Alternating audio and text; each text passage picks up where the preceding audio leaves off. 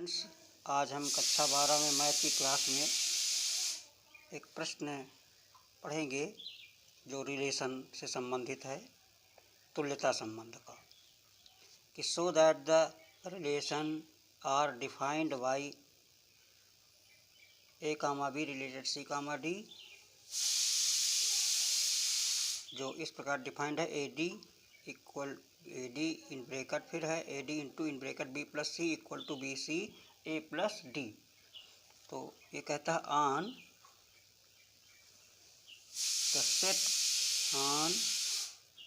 The set n cross n is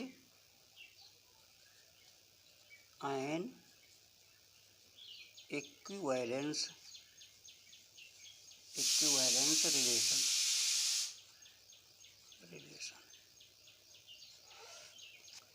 तो बच्चों, ये हमें सिद्ध करना है कि ये इस प्रकार कुछ परिभाषा दी है कि ए कामा बी जो रिलेटेड है, एक क्रमित युग्म ए कामा बी है जो इसका संबंध सी कामा डी से है। कहने का मतलब डोमेन अगर ए कामा बी है तो को डोमेन हमारा सी कामा डी है।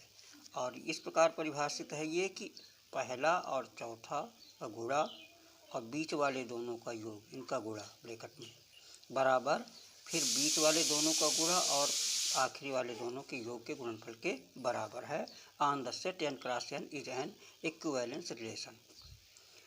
तो इक्विवेलेंस रिलेशन का मतलब तुल्यता संबंध हमें सिद्ध करना है। तो बच्चों, तुल्यता संबंध के लिए हमें तीन चीज़ें सिद्ध करनी होती है। रिफ्लेक्सिव जिसे स्वतुल्य कहते हैं, और दूसरा सिमेट्रिक जिसे सममित कहते हैं, और तीसरा ट्रांजिटिव जिसे हम संक्रमक कहते हैं। तो सबसे पहले हम इसमें रिफ्लेक्सिव के लिए लेकर के चलते हैं। तो बच्चों, हमें मालूम है कि रिफ्लेक्सिव के लिए होता क्या है कि ए कामा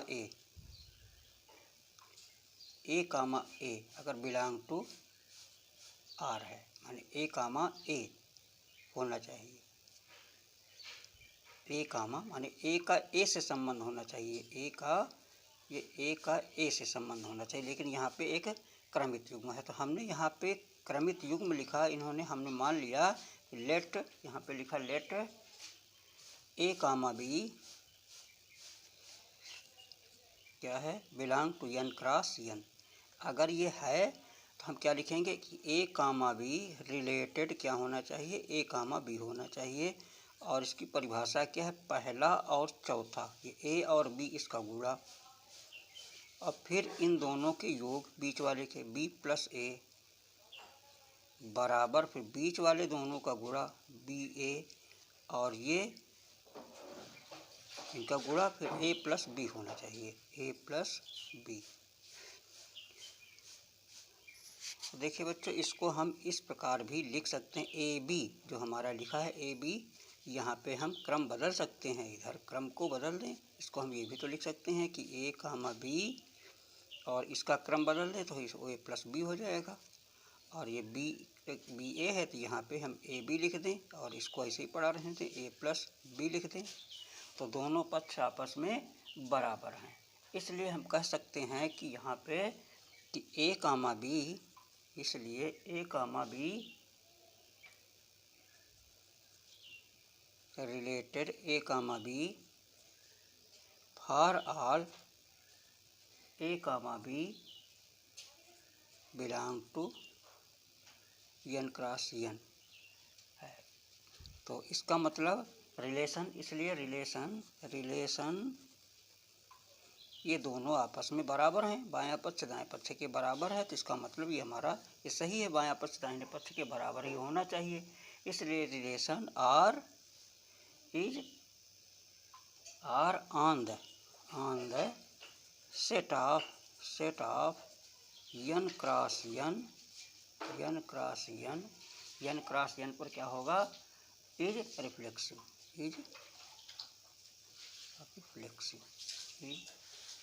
यहाँ पे लिख देंगे रिफ्लेक्सिव, ये रिफ्लेक्सिव हो गया। सेकंड नंबर में क्या करेंगे, सेकंड नंबर में हमें सिमेट्रिक सिद्ध करना है, सिमेट्रिक। तो सिमेट्रिक के लिए क्या लिखेंगे यहाँ पे कि लेट ए कामा बी और सी कामा डी, ए कामा बी अगर बिलोंग टू नेचुरल नंबर, इसके सेट हैं, इस सेट से दोनों लिए गए हैं। एक क्रमित युग्म है, दूसरा ये है, उसका अवयव मान लीजिए, एक ये है दूसरा ये है। तो इसमें होना क्या चाहिए, देखिए इसमें जैसे होता है, इसके लिए ए कामा बी, अगर ए एक्स रिलेटेड वाई है तो वाई रिलेटेड एक्स भी होना चाहिए। कहने का मतलब ए कामा बी अगर इससे रिलेटेड है, ये अगर लिखा हुआ है कि A comma B related C comma D है, तो हमें निकालना है कि C comma D related A comma B होना चाहिए। ये अगर निकल है तो सही हो जाएगा, सिमेट्रिक हो जाएगा। तो इसको हम क्या डिफाइन करेंगे, पहला और चौथा ए इंटू डी और बीच वाले का योग बी प्लस सी, ये बराबर हो जाएगा इन दोनों का गुणा बीच वालों का और इनके आखिरी वालों का योग ए प्लस डी लिख देंगे। अब इसके देखिए बच्चों, इसको हम पलट दें, इसमें हम क्या करेंगे, इसको क्रम को पलट देंगे, इसको इधर ले आएंगे, इसको इधर ले आएंगे, तो हो जाएगा बी सी और ए प्लस डी और ये बराबर हो जाएगा ए डी और बी प्लस सी हो जाएगा। तो इधर हमें लाना क्या है, सी कामा डी, तो इसका क्रम पलट दें, ये हम सी कामा बी लिख सकते हैं, बी इंटू सी लिखें चाहे सी इंटू बी लिखें, तो सी इंटू बी और इसे क्या लिख सकते हैं, ए प्लस डी है तो इसे हम डी प्लस ए लिख सकते हैं, इसको हम पलट दें डी प्लस ए लिख दें और इसको जो ए डी है इसको अगर हम पड़ा रहने दें, इसको अगर हम पड़ा रहने दें या इसको लिख दें डी ए और इसे लिख दें सी बी, तो देखिए ये हमारा पहला है और ये चौथा है और ये दूसरा और तीसरा है, तो क्या होना चाहिए, पहला सी और दूसरा ये डी रिलेटेड पहला और चौथा, ये क्या है, ये हमारा क्या है, पहला और चौथा है। देखिए यहाँ पे पहला और चौथा होता है, यही पे तो था ये रिलेशन में, ये पहला है और डी, देखिए ये पहला है, ये चौथा डी है और ये दूसरा और तीसरा बीच वाले हैं। तो यहाँ पे देखिए ये पहला और चौथा है, ये पहला और ये पहला और ये पहला और यहाँ पे पहला और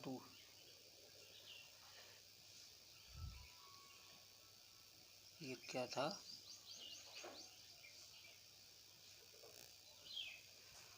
हाँ ये लिखेंगे हम सी कामा डी रिलेटेड, यहाँ पे लिख देंगे इसको, ये कितना हो जाएगा, सी कामा डी रिलेटेड, ये हो जाएगा ए कामा बी के, ए कामा बी के हो जाएगा, ये हमारा ए कामा बी बन गया यहाँ पे। तो आप देखिए यहाँ पे बच्चों ये क्या निकला था हमारा, लिखेंगे चूंकि A comma B related C comma D, या ये कहिए कि C comma D related A comma B, ये दोनों आपस में बराबर है। तो ये हमारा जैसे x रिलेशन y बराबर है तो y कामा x हमें प्राप्त हो रहा, इधर वाला इधर चला गया, ये देखिए इधर ए का ये वाला सेट इधर आ गया और मन ये वाला क्रमिक युग्म इधर चला गया और इधर वाला इधर आ गया। तो इसे हम क्या लिख देंगे कि इसका मतलब ये क्या है, ये हमारा सिमेट्रिक है। तो लिख देंगे यहाँ पे, इसलिए relation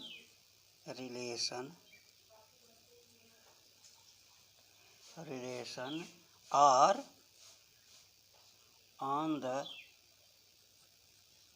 set n cross n is symmetric, ये सिमेट्रिक हो जाएगा। थर्ड नंबर में क्या हमें करना है, थर्ड नंबर में बच्चों ये करना है ट्रांसिटिव,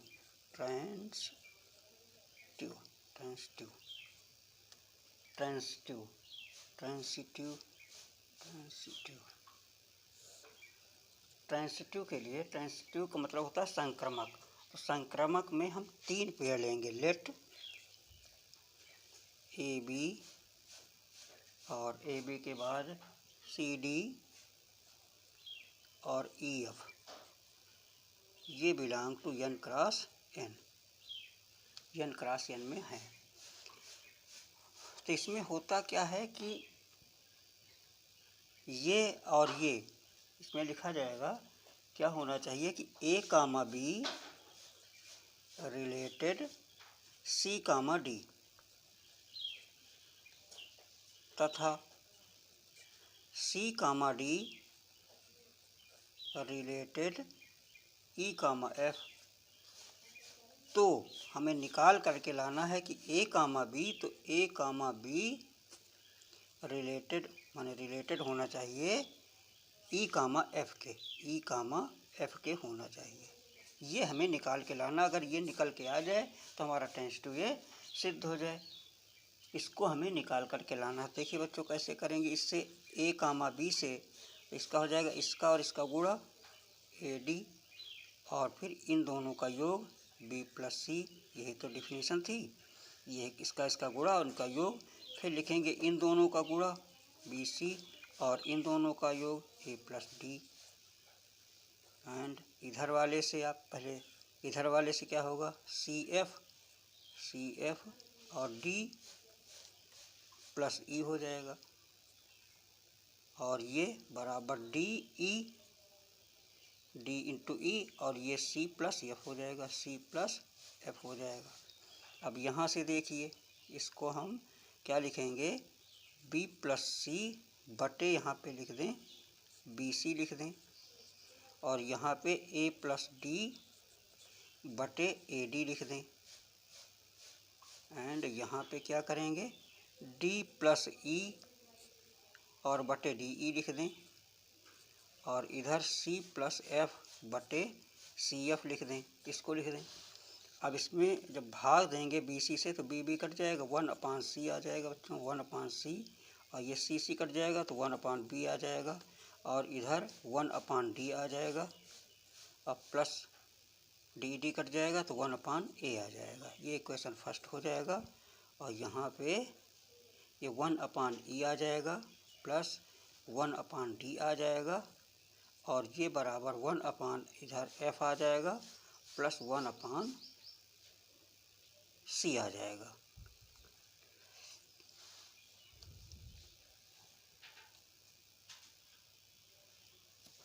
सॉरी ये c नहीं है, e है, हाँ c है, c ठीक है c है। अब ये समीकरण 2 बन गया। समीकरण 1 और समीकरण 2 को जोड़ दें। समीकरण 1 और समीकरण 2 को जोड़ेंगे तो लिखेंगे adding equation first and equation second. जोड़ दीजिए, इधर 1/c प्लस 1/b, और इधर है 1/e अब प्लस 1/d, इधर 1/d प्लस 1/a, इधर का plus 1/f plus 1/c।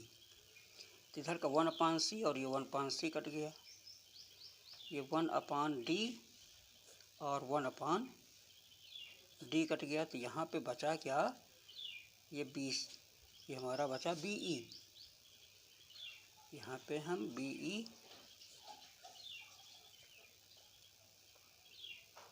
Common ले लेंगे तो बचेगा क्या, ई प्लस बी आ जाएगा, ई प्लस बी आ जाएगा, और इधर ए एफ आ जाएगा, तो एफ प्लस ये ए हो जाएगा। तिरछा गुणा कर दीजिए इसको, तो इधर आ जाएगा ए एफ और ई प्लस बी हो जाएगा, और ये बराबर बी ई और ये एफ प्लस ए हो जाएगा। तो अब देखिए ये क्या हो जाएगा, ए ये पहला और ये, इसका मतलब हो जाएगा ए कामा बी रिलेटेड, ये क्या होना चाहिए बी कामा, ये ई कामा एफ होना चाहिए, ई कामा एफ हो जाएगा। इससे हमारा ई कामा एफ निकल आएगा। इससे देखिए पहला और इधर का ये, इसको हम बी ई को ये भी लिख सकते हैं एक बार, ये बराबर, इसे हम ये भी कह सकते हैं ई बी और ए प्लस एफ भी लिख सकते हैं ऐसे। तो बी ये क्या होगा, ए और बी, पहला और चौथा ए बी, और ये फिर ये हमारा ये वाले दोनों बीच में ये, और ये एफ ई एफ, ये रिलेटेड हो जाएगा। तो हमें यही निकालना था, यही देखिए निकालना था कि A comma B related E comma F, ये हमारा निकल आया। हम लिख देंगे, चूँकि यहाँ पे लिख देंगे कि A comma B related C comma D and C comma D related E comma F, तो ए कामा बी रिलेटेड हो जाएगा रिलेटेड ई कामा एफ के।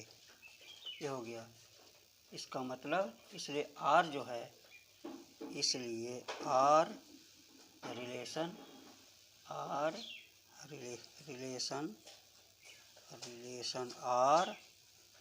On the set n cross n पर क्या है, इज ट्रांजिटिव है। तो तीनों चीज़ें होने के कारण बच्चों हम यहाँ पे लिख देंगे कि ये इक्विवेलेंस है। क्या लिख देंगे, यहाँ पे लिखेंगे hence relation R on the, यहाँ पे लिख देंगे hence relation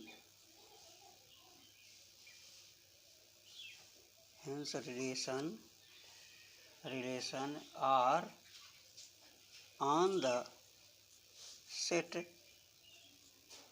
n cross n is an equivalence relation. इसका मतलब ये हमारा इक्विवेलेंस रिलेशन है। कब होता है, जब तीनों चीज़ें मिल जाएँ। कौन कौन सी, स्वतुल्य माने रिफ्लेक्सिव और सिमेट्रिक तथा ट्रांजिटिव। अगर तीनों रिलेशन हमें मिल रहे हैं तो उसे हम क्या लिख देंगे, ऐसे रिलेशन को क्या लिख देंगे, ऐसे रिलेशन को कहते हैं हम इक्विवेलेंस रिलेशन, तुल्यता संबंध।